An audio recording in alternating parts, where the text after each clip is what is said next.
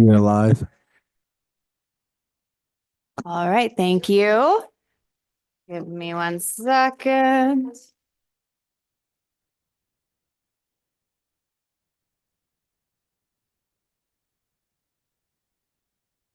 Sorry, guys, just getting up my agenda. All right, it is 5 p.m. and we are going to call the first Quality of Life Committee meeting of 2025 on January 8th to order. Can I please get a roll call? Counselor Castro, Presente. Counselor Chavez, Counselor Garcia, Present. Counselor Faulkner. Here. Madam Chair, Here. you have a quorum, Madam Chair. Thank you so much. Are there any changes to the agenda? And if not, can I get a motion? To approve. Second. Motion and a second. All those in favor say aye. Aye. Any opposed? Motion carries. Moving on to the consent agenda. Marcella, if you could remind me what has been pulled off, that would be wonderful. Madam Chair, items B, C, and M have been pulled. Wonderful, thank you. Is there anything else that anyone would like to pull? Counselor Garcia? Madam Chair, I'd like to remove item J to recuse myself, so staff will not be needed. It's just a quick recusal. Wonderful, thank you. Anything else at this time? Approve as amended. Second. Motion and a second. May I please have a roll call? Counselor Castro, Yes. Counselor Chavez, Yes. Counselor Garcia, Yes. Counselor Faulkner. Yes. Madam Chair, Yes. motion passes. Wonderful. Moving on to our presentation, the Community Educators Network Wallace Foundation Grant. We have Maria Sanchez Tucker, our Community Services Director here, and Molly Parsons. For anybody wondering and watching at home, the slide deck is currently not in the portal because of our new system that we're using. Once it gets locked, we can't upload it, so it will be uploaded tomorrow. So if anybody wants those slides, they will be available tomorrow. I will pass it on over to you.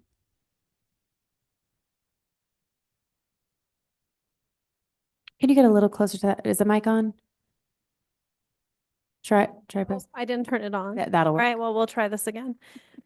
Good evening, Madam Chair and counselors. It's so nice to be with you this evening.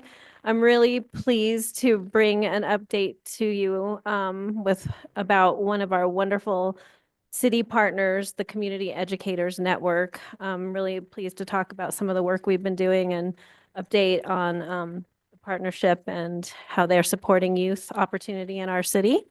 And I would like to introduce Molly Parsons. She's on the leadership team for the Community Educators Network, and she's going to kick off the presentation. Thank you all so much for having us today, Madam Chair and council members. So we have a presentation, which is getting pulled up right now. So much.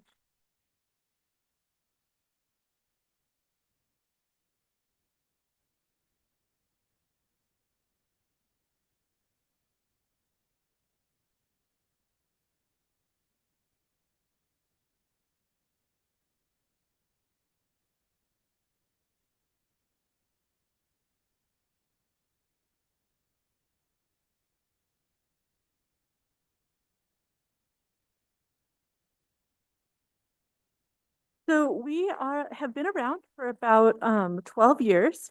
We are a network of different educators from nonprofits in and around Santa Fe and northern New Mexico. And we work together to try to make the educational opportunities at our different organizations more accessible to everyone in our community.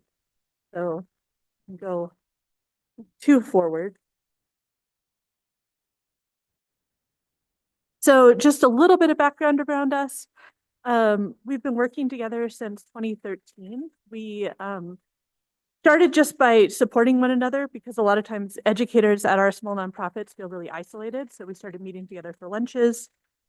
Once we'd been doing that for a little while, we realized we could support one another by actually doing programs and projects together. You know, we might have somebody, I was at the botanical garden. So we didn't have any indoor space. So we partnered with the rail yard and they would provide space for us during the winter to do our early childhood programs, for instance. So once we started working together, we realized we were doing some really great work and we wanted to think about how we could do that more effectively. And started working with the city, with Maria predecessors and others. We can go to the next slide. And we were using a collective impact model. So this is a model that instead of everybody doing their own work individually, you try to align. You think about what tools and resources each individual organization has. You have a common agenda, you have common themes you're working towards. And so we aligned our work with the city and with the Community Foundation around this. We had shared measurement tools. Sorry, got a little bit of a cold. And we have been doing this work now for, like I said, 12 years. And we want to really think about how to do this more effectively, and how to partner even more deeply with the city and other partners. We have a little bit of a strange model because we are not an official organization. We have a volunteer model. So we have a rotating leadership council. We have different projects that we work on together, which includes our city summer program, which we'll talk about in a moment. And then we have about 150 members and about 50 organizations that work together in this group. A lot of museums and nonprofits. An example of some of our partners, both current and past. So one example of a project that we've done together, and I'm going to let Maria talk a little bit about this, is our city summer program and our library drop-in. Thank you, Molly. So as you all know, you're no stranger to our city program, the summer program and the after-school program that Melissa Bustos and her team put on. We serve 600 kids each summer, and we serve them with high-quality, educational, fun, engaging, interactive experiences. And we couldn't do that without the contributions of the CEN and the different opportunities and experiences they bring.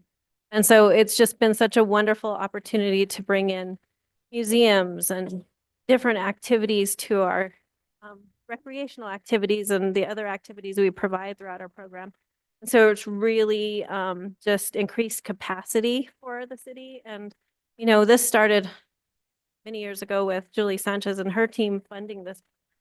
But really, without CEN, we wouldn't be able to provide such high quality programming during the summer for our youth in Santa Fe. And so we're really pleased to continue to work on training opportunities for staff and for educators, so that we're making sure that we're providing the highest quality programs for our kids in Santa Fe, that we continue to think about how we use data sharing models, how we communicate with one another, and just really improve these opportunities and expand these opportunities.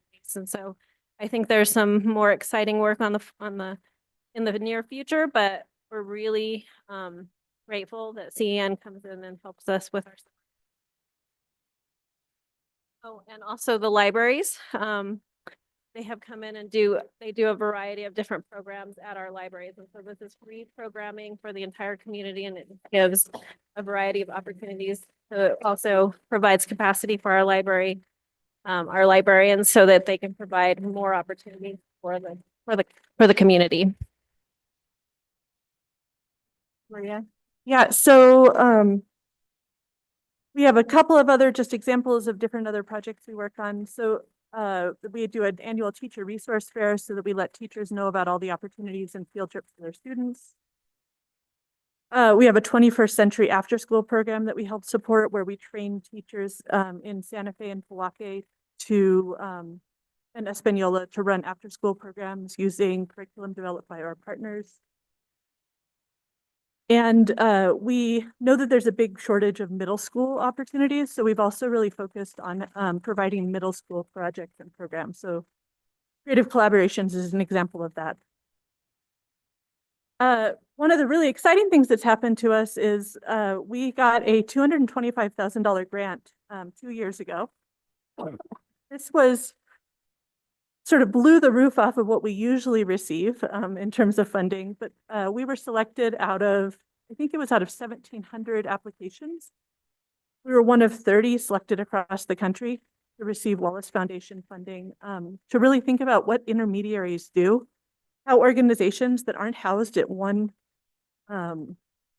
central place, but really focus on how organizations can work together to accomplish goals, and especially work together with the city and the school district, which is part of what we are able to do. So some of the projects we did together were we piloted some after school and summer programs at the teen center. We provided, I don't remember how many dozen sessions down there. We helped sponsor the teen symposium and provide support for that project, which you all are, I know, very aware of the results of that. And we also completed an internal strategic planning and landscape analysis of what programs and projects are available in our region. And we've done some co-training sessions. We also got to go visit other sites. So I'm going to let Maria talk a little bit about that.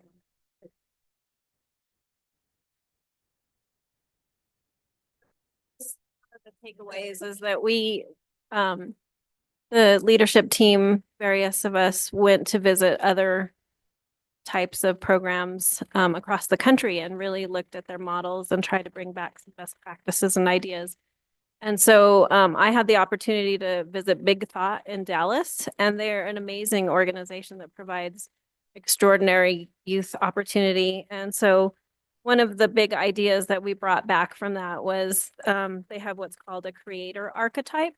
And it's really just a framework for how we can bring skills and competence to our young people. And so this is something that we want to start implementing at our teen center and in our programs, is this idea of social emotional foundation, but also academics and art history and artistry and digital fluency, design thinking, and civics and service. And so I think by taking that framework and using it and applying it here in Santa Fe, it can really support teens and opportunity. And so we're taking some of these lessons. They did some really great trainings with us, intensive. We were able to ask questions. It was really 2 days of consulting. And so we were able to take back some ideas and really start implementing those at the teen center. So I'm excited to bring some of those programs and ideas for how we might start training youth, as well as utilizing our CEN network for expertise for instructors and providing programs and activities, as well as how can we train students for those skills that they need to be successful in the world. So that was a really great experience, and so I'm really grateful to be included in that opportunity.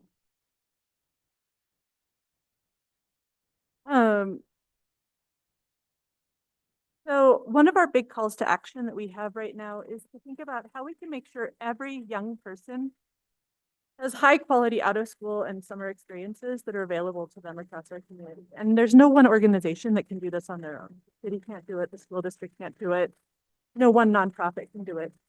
But together we really do think that this is a accomplishable goal, to think about what are the strengths each partner has, what are the opportunities for youth to engage with us and tell us what they want and what they need? How can we be the coordinator of all of these different opportunities so that there's like a central repository and way of sharing that information with the community? And how can we identify new funding sources and mechanisms for getting the organizations that are actually doing this?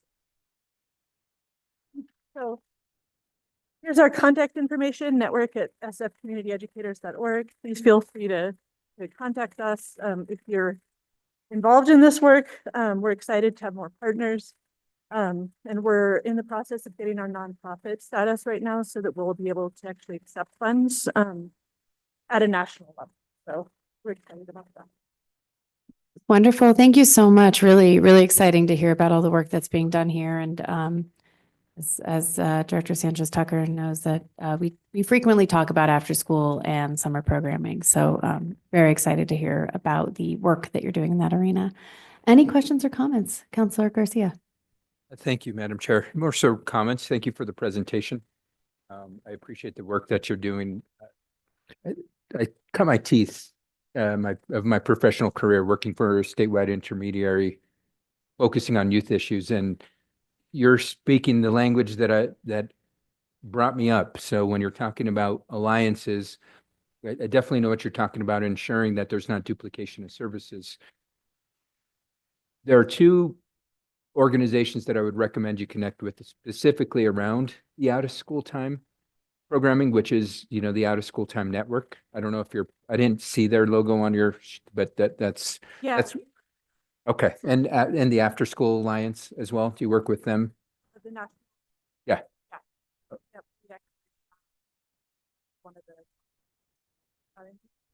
Okay, perfect. Just because they are such a great champion and resource for additional resource generation. So keep up the great work. Thank you for everything that you're doing. I appreciate it. Thank you. Any other questions or comments from the committee? Well, thank you again so much. Really excited to hear about this, and I'm sure we will continue to hear updates as they come to us. So congratulations on the grant and all the work, and thank you again for being here.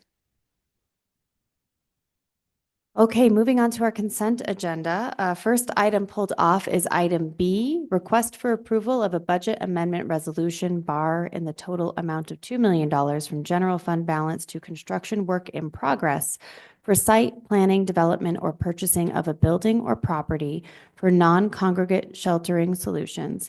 We have Henry Hammond Paul, our Community Health and Safety Department Director, as well as Julie Sanchez, Youth and Family Services Division Director. And Counselor Garcia, you pulled this, so I will send it to you. Thank you, Madam Chair. One quick question, and I don't know if it's for Director Sanchez or Director Hammond Paul. In the memo, it states that the funds are allocated and will be spent by June 30th, 2025. Can you help expand on what the funds are being committed to, how it's going to be spent, and how we are going to quickly get $2 million out the door in 6 months?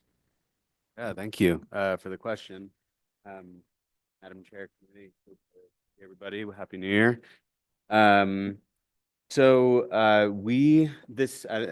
The memo, I don't know if you need me to go into the memo and kind of give a little bit of background for folks or just jump straight into your.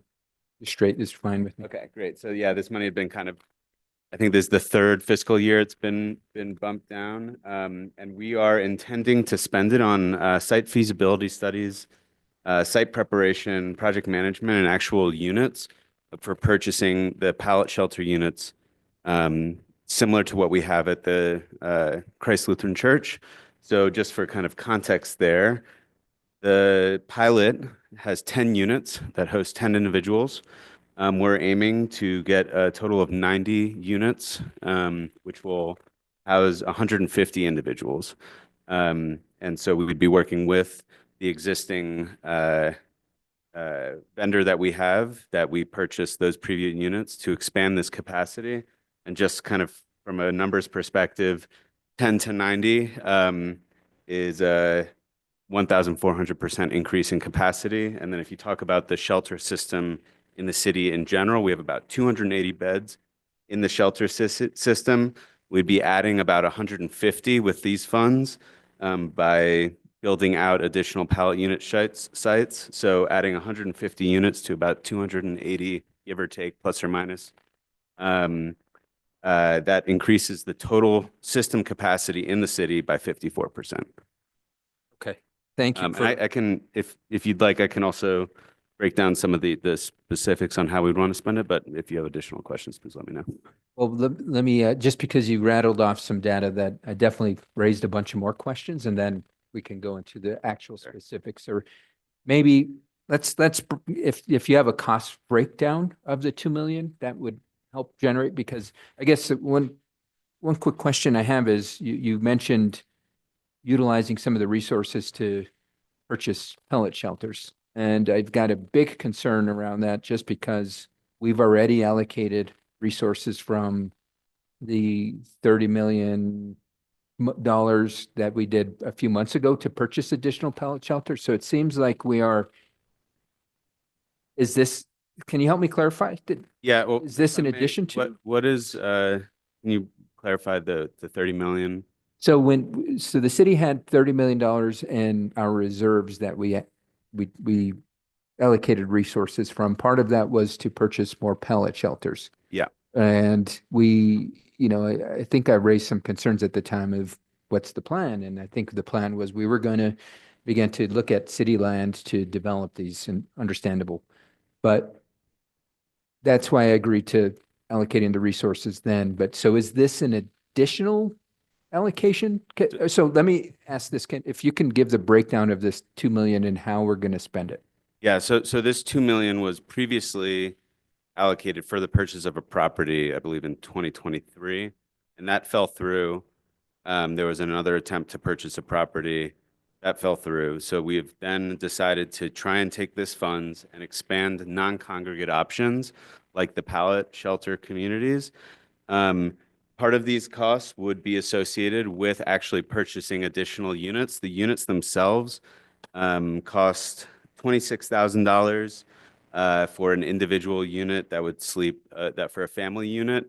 It's less for a single unit. So some of these funds would be going to, yes, purchasing physical units. Other parts of this would be going towards site feasibility studies, site preparation, project management, and things like that. Sorry about that. So just for clarification, this is in addition to the funds we allocated to purchase pallet shelters with the reserve funds. Sorry, I have the reserve funds from the one, I just need a little more clarification on that. So the city had an excess in reserve funds and the administration dipped into it and we allocated resources for certain one-time funding opportunities. And part of that was to purchase, one of those commitments was to purchase additional pellet shelters, correct, Director Sanchez? And so this is an addition to those 50 or 75, I think, I'm trying to remember how much it was we allocated for, I think 70, purchase of 75. So Madam Chair, Counselor Garcia, the one-time allocation, I believe, was $750,000. And that covered the cost of, I think, 10 units, 3 hygiene units. I have to get the quote, but it didn't cover the full cost because what ended up happening was the actual price per unit went up 20%. And then we wanted to make sure that we had everything in place to be able to purchase units before the price increased again. Okay, And it's considerably more expensive. So yeah. To be clear, though, this isn't only about purchasing units. So you can purchase units, they sit on a truck, and they actually have to be stood up, and the site has to be prepared. And there's considerable costs to actually install these units. You have to grade land, do site preparation, install spine infrastructure. Like to stand these up is a process. Understandable, but I think that I was more so looking at focusing on, and Director Sanchez kind of touched at why we're allocating more resources for pellet shelters when we were told months ago you're purchasing pellet shelters. So that's helping to clarify of where the money is going, so to speak. Okay. Additional questions on this? Well, and I think we can continue the conversation offline just because if costs are rising, I'd like for us to be able to allocate the appropriate amount of money needed now, not have you continually come back and say, well, we need an extra 100,000 because of X, Y, and Z, because we waited. We need another 500,000 because we waited. Let's get the work done now. That way we're not waiting for inflated costs down the road. And so I think if we can continue the conversation, the questions I had were answered. Now I think it's a much more, okay, how do we appropriately ensure we're allocating the appropriate amount of resources to get the work done? We're hoping to get done by June 30th. Yeah, absolutely. And, I'm here, I might as well say it, but, these 150 beds that we're hoping to bring online is, can you hear me? The 150 beds that is, and I just want to, again, I understand that we've answered the question, but this isn't just only about purchasing the beds. It's actually about getting them stood up and people put in them. That is, when we talk about the need in the community, a piece of it.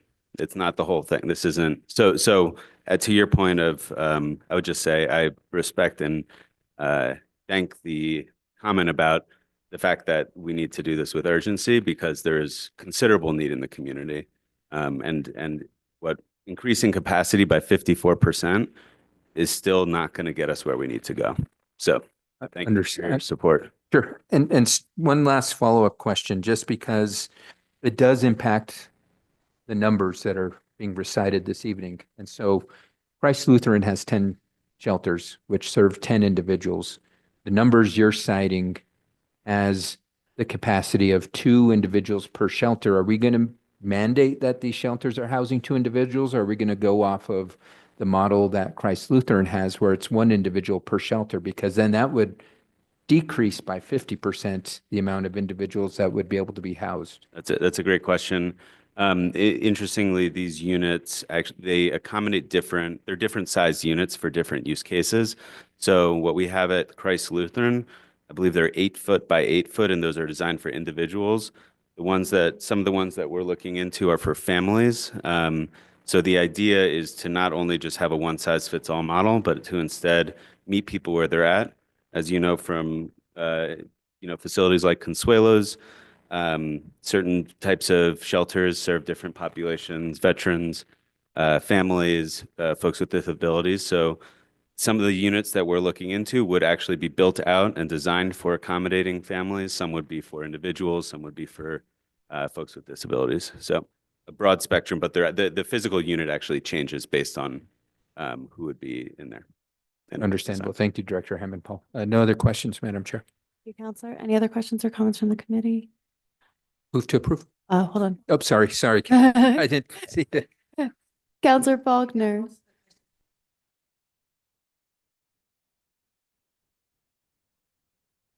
Is now. No, a lot of my questions got answered anyway, so we can proceed. I'll second. I actually have some too, so go ahead, Counselor Castro. Thank you. I apologize. And I don't want to discuss it too much online, but would you mind sending us a report of which properties we were going to buy and then didn't buy, and this is the money that we're going to use for that? Is that information you can share with us? I don't know if there's like legal restrictions. Yeah. No worries. But in the future, then we won't look at those properties if we are looking for another space. Absolutely. I am curious about, again, when we're looking at locations, I believe we've done some feasibility studies already. Why are we doing more? Yeah, Julie, you probably have all the history here. So, Madam Chair, it's not necessarily a feasibility study on the site as it's more of like development. So, we have a number that we're trying to reach at a particular site. And so what is the infrastructure that we need to put in place in order to meet the need of that number? Okay. So it's more of that piece. It's also like, what are utilities going to look like? What does power look like? All of the infrastructure that goes into creating something like this. Okay. And then if I recall when we talk about best practices for these, we would not want all 90 additional pallet shelters on one site. Are we still really looking at this scattered site model that's no more than 25 to 50 units, or are we going to have to go bigger? So Madam Chair, yes, in my backyard, but best practice is 50 or under. 50 or under. Okay. Okay.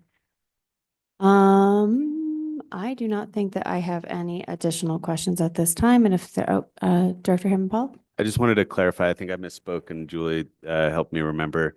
At the current SOS, where we have 10 units, there's actually 14 individuals and 8 dogs, so not 10 individuals. So there are a couple couples.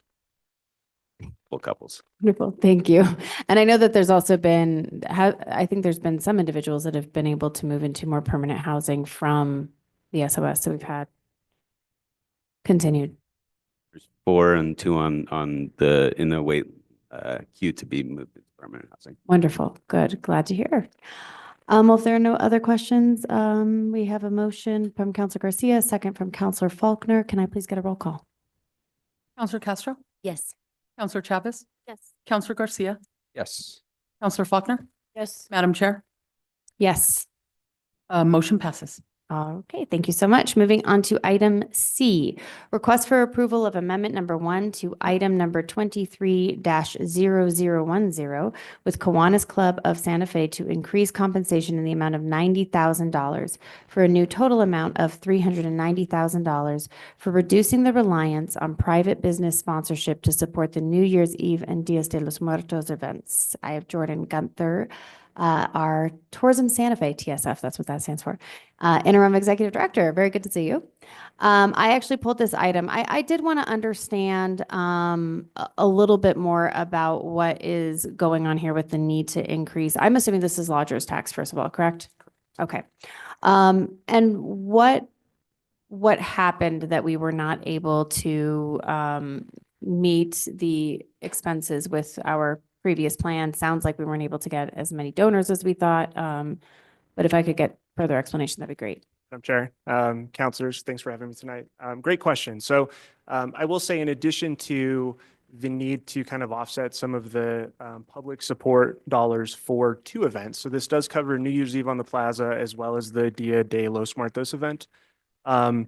There's been a significant increase for both events with regards to staffing for both from Kiwanis, as well as the need for additional security.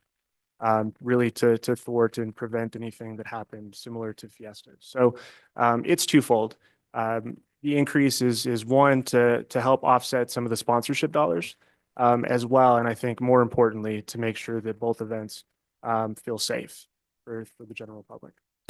When you say offset some of the sponsorship dollars, does that mean we cannot expect them in the future, or we were not able to get them in the past? So Both. primarily, Madam Chair, primarily the event that would have the most sponsorship coming into it would be Dia de los Muertos. I can give you an exact amount. It came in roughly about 102,000 from different various sponsorship and grant funding, things like that. So I would expect that to increase, or at least remain steady. I know it's going to be an effort of Kiwanis and Ray to make sure that they're still actively getting sponsorship. But I think for city promoted events, specifically for these 2, the city having a little bit more stake in the game just to make sure that they happened the way that we think they should, hold them to the level of excellence that they've proven to be over the course of the last couple of years. Really kind of just extends hopefully the lifespan of these, as well as continues to make them feel safe from a security standpoint. Thank you. And so when we're looking at this increase in staff and security, did we do that increase over this past year, or is this something that we are looking that in 2025/2025 into 2026 that we're going to need to increase at this time? Great question, Madam Chair. So it's a 4-year contract. The first year was for 75,000. I would say from an estimate standpoint, that was taken into consideration prior to Dia de los Muertos ever happening. So it was a ballpark that I think was not quite up to what we would have expected, but much needed in the sense of what it takes to get that event off the ground. So years 2, 3, and 4, year 2 being the year this past year for both events, the additional 30,000 would be to help offset costs for this past year, current year, as well as the following and remaining 2 years of those 4. Okay, thank you. And what are the total costs of both of these events? Or actually, total Sure. cost No, each great question, of Madam the Chair. events? So I don't have the grand total in front of me, but looking at the budget breakdown for just the expenses for Dia de los Muertos, it's just short of 125,000, 124,776. And if you'll recall, I did mention having some income from various income as well as some sponsorships, which resulted in about 102,500. So the bulk. That's for, right. So they're short about 18,000 in the whole for Dia de los Muertos. And just from an expense report for the New Year's Eve, fresh off the presses is right at about 70,500. Do we get sponsorships for that one, or is that one mostly? Minimal. us? Okay. Would you be able to send us the just the accounting of the expenses so we can take a look at them and what they look Absolutely. like? All right. And then if we do happen to get more private sponsors, I'm assuming that this is an amount up to, and so if we do not utilize it, it'll circle back into our lodgers tax fund. Madam Chair, that's correct. Okay, wonderful. I have no other questions, so thank you so much for those, and definitely look forward to seeing that accounting of expenditures. Counselor Chavez? you, Chair. So it's not a concern, but it's just a discussion I wonder if we're having or if we're aware. These are two relatively new events. So I imagine that the need for funds is just going to increase as they grow. So like I'm imagining their offset that we're trying to cover from last year is due to that, the fact that they're growing events I just want to know the thought process because I imagine even if it is up to, if we're going to come back to this discussion, because the fact is, just like Zozobra that we've seen grow, exponentially over the years, over the many years. I think that because I felt like, for example, a lot of the events, the crowd's just getting bigger and bigger and bigger. Safety needs is going to grow more and more, especially just with how safety is looking nationwide. So has that conversation, or have we considered that fact, the fact that these are new events, they're just going to keep growing over the years, that offset amount may just be growing more and more each of the years? Madam Chair, Councilor Chavez, it's a great question. I don't have the 10-year breakdown for New Year's Eve. So this past year, it did celebrate. It was the 10th annual, so relatively new. But I think that it's been held long enough to where Kiwanis and Ray have a general idea of what those expenses are going to be. I would say just year over year, so looking at 2024 versus 2025, the difference was actually up. We were in the green this year. So, and that was in part due to some gratuitous efforts from the local security firm that handles New Year's Eve. They reduced their costs by about $1,700. So we're constantly working with partners, vendors to make sure that these costs don't drastically inflate. I think we have a better idea of what it takes to produce New Year's Eve just because it's been a 10-year event versus Dia de los Muertos, which is relatively new. So it's something that we're working with Ray and Kiwanis directly on to make sure that these don't skyrocket in costs. But I would say that, the expectation would be to continue to grow them. I think both from a visitor and a local standpoint, because they serve those two roles quite well. And it's definitely something that we would want to keep an eye on. But I think if they were to continue to increase, it would be more for the security issues to make sure that both events remain. And I think it's, for Dia de los Muertos, if we, are doing enough community outreach, I imagine that sponsorship and community involvement will be actually really, really high. And that'll just continue to grow if we have the right conversations with the right people and Sure. make sure that, we are allowing those community members to kind of drive that work for that event. So I think that will kind of help with that cost. But I was just curious because, I feel like every time I'm downtown for an event, it gets more and more crowded. And just it becomes a concern, especially around safety. Sure. Thank you so much. Thank you, Counselor. Any other questions or comments? If not, can I have a motion? Motion to approve. Second. Motion and a second. May I please have a roll call? Counselor Castro, Yes. Counselor Chavez, Yes. Counselor Garcia, Yes. Counselor Faulkner, Yes. Madam Chair, Yes. motion passes. Thank you so much. Thank you, Mr. Gunther, for being here. All right. Sorry. I'm using my personal computer today and it's causing all sorts of issues with me being able to function. Moving now to item J. Yes, this is request for approval of amendment number 1 to intergovernmental services agreement, item number 24-0555 with State of New Mexico Aging and Long-Term Services Department to adjust scope of work, reducing 2.25 volunteer service years from the Senior Companion Program and allocating 2.25 volunteer service years to the Care Companion Program with no change in the amount of compensation or no change in the term through June 30th, 2025. We do not have staff because Counselor Garcia simply pulled to recuse. So over to you, Counselor Garcia. Thank you, Madam Chair. I'd like to recuse myself from this item as I work for the federal agency that operates the Senior Companion Program. Wonderful. Thank you. We'll give you a moment to step out and then we will call you in 30 seconds-ish. Move to approve. Motion and a second. Any other discussion or questions? And roll call, please. Counselor Castro, Yes. Counselor Chavez, Counselor Faulkner, Madam Chair, Yes. motion passes. Thank you so much. Let me go grab Counselor Garcia.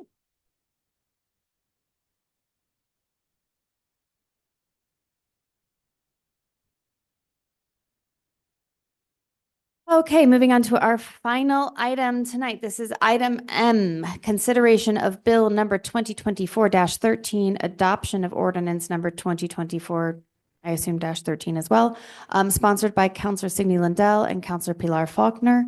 It's a bill amending Schedule A of the Uniform Traffic Ordinance to increase penalties for muffler noise violations, eliminate a distinction between the categories second offense and subsequent violations, recognizing community service is an alternative to all traffic violation penalties under the city's general penalty, and establish an effective date. I pulled this, as did Counselor Garcia. Counselor Garcia, over to you. Thank you, Madam Chair. Just quick couple questions, Mr. Hibner.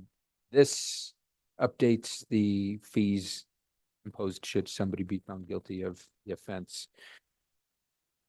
From my recollection, when we began to work on this process 2 years ago, we allowed for kind of a fix-it ticket process where an individual, if they were found in violation of this, they would be offered the opportunity to fix their muffler and then they would not receive the fine. This proposed ordinance does not eliminate that, does it? The kind of fix-it to ticket process? Mr. Hibner, is your mic on? It is now. Madam Chair, Councilor Garcia, that's correct. There is a, I'm going to call it a companion bill that fixes what the governing body did a couple years ago. There was an issue with it being how it was codified, so that other bill is fixing that. So that would still be in place. This is just changing the fine for the muffler violation. Gotcha. And part of that, from my understanding, there was a process that was supposed to be established that verified the individual fixed the issue. Is that process been solidified? Because I think the original, when we passed the original ordinance a couple years ago, it directed the city manager to establish the process that would verify the individual fixed the noise issue causing from the muffler. Has that process been completed? Madam Chair, Councilor Garcia, I'm trying to remember as well back to that muffler bill a couple years ago. Because if I remember correctly, there was the fix-it option, and then there was also the I'm going to call it a compliance test, which I think is what you're referring to with the city manager to direct that. And I apologize. I'm not sure if the city manager has made the compliance test. Okay. But sorry to interrupt. I could look into that and get back to you. Right. Well, and the reason why I bring it up is because of the increase in fine that folks will be receiving. I can see in a situation where an individual would say, hey, I'm just going to pay the fine and leave my car as is, whereas we are proposing a significant increase, which I do support, and they would have to then verify it. And I would just want to make sure that we have that process in place. That way there's not a bottleneck, or we're not causing the individual to receive a fine or continue to be driving on the road with maybe a noisy muffler that doesn't meet the threshold that the city is requiring, thus causing quality of life issues to residents continuously. So if we can look into that, I think that would be helpful, because we want to make sure that all these systems are in place as I hope we pass this ordinance and begin to raise the fines and address the challenges that will come along with it. So with that, no other questions. Oh, just one last one. I believe I stepped down as a co-sponsor of this legislation. So if we can have that recognized, please. Thank you, Madam Chair. Thank you, Counselor. I had also pulled this, although I was looking at an amendment because there was a leftover from the last time that we visited this issue where we put an established date of 90 days after passing of the ordinance, and that was to allow for that process to be developed. If that process has been developed, then I would put forward an ordinance that, or I'm sorry, an amendment that this will be in place as soon as it is passed. However, I am now questioning whether or not that process has been put in place, in which case the effective date, I think is something to be discussed. So Mr. Hibner, if you could get that, that would be wonderful. I am also curious if anybody ever used the fix-it ticket option, if it is indeed in place. And two, if anybody was ever subjected to the increase in fines because they were cited more than once.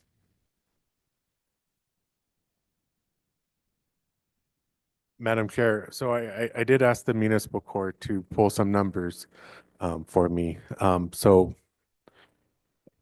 based on those numbers, and I think it was included in the fiscal impact report, it looks like I think it was two people were fined at the amount which would be mean a second offense, so the $250, and it looks like one person was cited or fined, I should say, at the $500 level, which would have been a third or subsequent offense. And this is out of from April 2023 till end of December. There's been 230 citations filed in the municipal court. Thank you for pointing me towards the fiscal impact report, because you're right, that information is in there. Thank you. And do you know, I would assume at this point, because we're not sure that it's in there, if anybody ever wanted to go for the fix-it ticket option?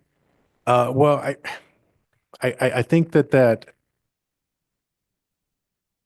has taken place. I'm going to say maybe a little bit more informally than I'm actually going to a place to have it tested. And what I mean by that is, for example, if it's a case that I'm prosecuting, and they bring me proof that they fixed the muffler, then that's something that I would dismiss as part of plea agreement, or if that's the only charge that they have. I believe the officers are doing the same thing. If it's an officer prosecuted case, I believe the judge is also doing the same thing. And that ultimately may be part of his sentence too, is if he gives someone, for example, a deferred sentence, it's often a requirement that they need to fix the muffler. Okay, thank you. So it kind of does sound like maybe the process that we had put in place, or we're hoping to put in place, maybe hasn't occurred, and it's happening on more of an informal level.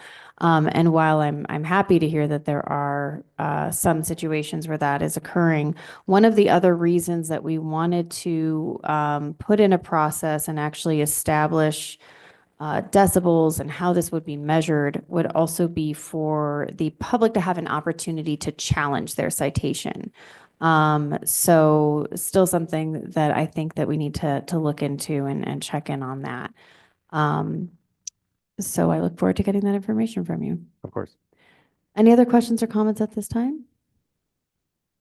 And can I get a motion? Second. Motion and a second. May I please have a roll call? Counselor Castro, Yes. Counselor Chavez, Yes. Counselor Garcia, Yes. Counselor Faulkner. Yes. Madam Chair, Yes. motion passes. Thank you so much. So it looks like that is all that we had for today. Oh, wait, no, I'm sorry. Matters from staff. I will send it over to you. Director Nelson, do you have anything for us today? Great. Thank you, Madam Chair, members of the members of the council. It's great to see you. Happy New Year. I am working on finishing up my update, and I'll send that to Marcela, and she'll send that on to you. But regarding some quick hits, I just want to acknowledge our staff, not only in economic development, but across the city, that we got the ARPA deadline completed. All funding was encumbered. That was a huge lift for everybody. Total, true collaboration. And I couldn't be more excited to announce the rollout of many of those initiatives and programs that are going to come fast and furious over the next 2 years, that our community is going to benefit from those. I'm sending you a list of all of our projects and initiatives. It's a long list, so I'd love for you to take a look. open for questions. Um, Regarding economic development, we have a Vista volunteer that's starting on January 13th. This is our third one. We're really excited to have her on board. We also are working on an end-of-year report with economic development to wrap up our work and accomplishments in 2024, as well as housing. I know Councilor Garcia had asked for kind of a snapshot of housing for 2024. So we're working on that. I'm hopeful that we can get that to you guys by February. And then I just want to point out the CPACE legislation that was passed in December. In fact, I was on a call today with about 30 folks that are really interested in utilizing that financing tool. So I'm excited about that. And then regarding housing, there are two really key staff updates to share with you all. Actually, in another point, we did hire a CDBG project manager, which is fantastic. This will really open up some space and energy from that team that has severely been challenged because of the director leaving, as well as some key staff. And then we did make an offer to the Santa Fe Homes program for that position. And so we're hopeful that candidate is on board. So we're making some strides in that office. And then I want you to be aware of, too, the RFPs for CDBG HUD funding and Affordable Housing Trust Fund.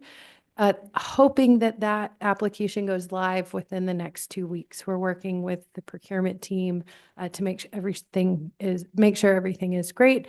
I also want to flag, I sent an update to a few folks that we are working with the finance team to have a pretty good snapshot and enhancement of some information that I want to make sure is available regarding some questions around status of the Affordable Housing Trust Fund, the balance, and being able to look at where those contracts are at regarding some extensions and just overall status. So we had a really good conversation with finance today. And that's it. Open for questions too, if I can get you any more information too. Thank you so much. Can't do question and answer right now, but we could have matters from the Okay. committee where they request more information, or they can email you. Director Hammond Paul, anything from you today? Madam Chair, I'll give you guys a quick few highlights. Well, in addition to the broader effort across the city, Youth and Family Services Division expended 100% of the ARPA fund. So no small lift. And I mean, I think it's like down to pennies, which is remarkable. So probably 999.999, something like that, rather than 100%. In addition, we were just awarded $800,000 Department of Health grant in partnership with Santa Fe Police Department to address gun violence in the city. So 50% of this will be allocated for technology solutions, and then 50% for community organizations. So we're excited to get that work going. Lastly, for the Youth and Family Services Division, their Human Services Grant Fund will be opening in February, which will be for approximately $900,000 to be awarded to local organizations providing navigation services for folks who are 18 and up. A few updates from the Recreation or the Community Services Division. We have Teen Night this Friday. Senior Olympics start next week. And if you would like to stop by, we would love to have you all there. We have the Women's Basketball League starting next week. Youth program day camps went well over the holidays. And then we also have a new teen center manager starting on the 18th of January. And I know that pools are a big discussion for a lot of constituents. We have 6 lifeguards who completed certification, and 3 have been moved into temporary positions, and 3 are expected to start this late spring when the summer season ramps up. Lastly, from the Office of Emergency Management, we've been coordinating Code Blue over the past 36 hours or so. And that has been a significant coordination effort, supporting shelters, distributing kits to folks in need. We also stood up in partnership with the American Red Cross as well as the Interfaith Leadership Alliance, a overflow shelter for the first time in a few years to expand capacity because, you know, we can't operate our shelters at 90+% occupancy. We need to have some more slack in the system. So lots of good work going on in the department. Thank you all. Wonderful. Thank you so much. And Marcella, anything from you today? I just want to say Happy New Year to you all, and it's nice to see you all. Thank you. Happy New Year to you too. Matters from the committee. Any matters today? Matters from the chair. I believe our next meeting, which is not on my calendar, is January 22nd and at 5:55 p.m. We are adjourned. Thank you.